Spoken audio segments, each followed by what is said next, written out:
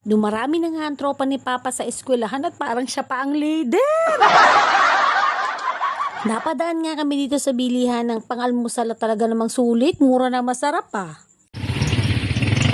Hindi pa nga kami nakakalayo dahil talaga namang yung bahay namin malapit lang talaga sa high school. Ay na-traffic pa kami ng kauntian dyan kasi kung mapapansin nyo nga sobrang dami na ng estudyante at isa lang ang ibig sabihin pag ganyan. Tinanghali na kami! Opo, tanghali na kami kaya naman kami nagmamadali na. Mabuti na lang talaga at hindi kalayuan ang bahay namin sa eskwelahan kaya naman talagang mabilis lang kami makarating dito. Abay talaga namang inaaraw-araw na namin nga ito. Buong pamilya talaga kami pumupunta sa eskwelahan araw-araw tuwing umaga.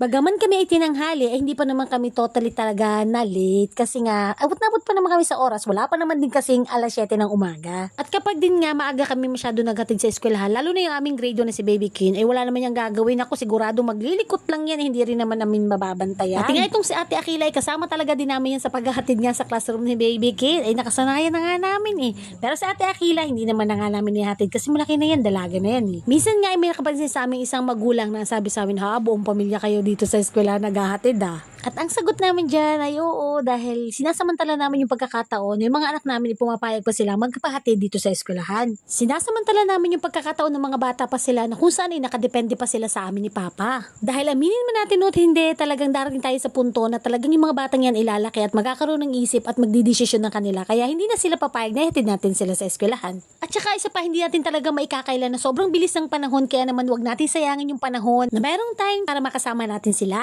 Abang, may libreng merienda oh. Champurado. Ari pala ang presidente. Bas, pres. At sa araw-araw nga namin pagpunta dito sa eskwelahan ay nagkaroon na nga ng maraming tropa dito sa Papa at parang siya pa nga ang naging leader. Uy Papa, si Baby ka na nag-aaral at hindi ikaw. Kaya naman nga Papa, halika na nga at umuwi na nga tayo. Pero bago nga kami umuwi, meron nga kumuway sa akin. Ito nga isang top down na kung saan marami ka talagang pagpipilian na pwede mong gawing almusal ngayong umaga. At nang makita ko nga yung kaserola, alam ko na nga na sopas nga ang laman nun at kaya naman nga ito ang naging target ko. At syempre mas masarap nga ang sopas kung meron nga itong kapartner kaya naman medyo nalito nga lang ako dito kasi meron nga silang pichi-pichi, puto, kutsinta, maha, at suman. Namiss ko nga kumain ng mga ganito kasi talagang masarap ito tapos ang maganda pa nga niyan, talagang mura lang. Nung bata pa ako, nakaranas din ako magtinda ng ganito. At dahil nakabili naman na nga ako, kaya naman nga uuwi na kami. At eto nga ang aking binili, sopas at saka puto.